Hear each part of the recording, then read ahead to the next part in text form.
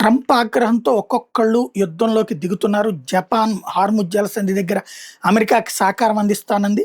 తాజాగా Britain, France, Germany, Italy, Netherlands, Japan కలిసి ఉమ్మడిగా ప్రకటించే హార్ముజ్ జలసంధి నుంచి క్షేమంగా రాకపోకలు సాగించడానికి తమ వంతు సహకారం అందిస్తామని Britain, France, Germany, Italy, Netherlands, Japan ప్రకటించినాయి.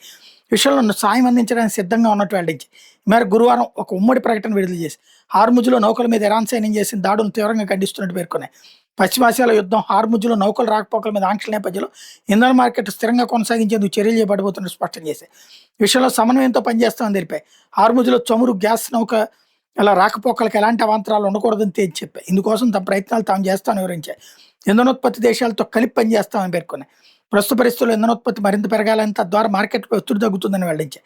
ఇరాన్పై ఫిబ్రవరి 8 దాడులు ప్రారంభమైతే ఇందుకు ప్రతీకారంగా హార్ముజ్ చమురు, గ్యాస్ నౌకలు రాకపోకల మీద ఇరాన్ ఆంక్షలు విధించిన తర్వాత ఇదే కీలకమైన ప్రకటన.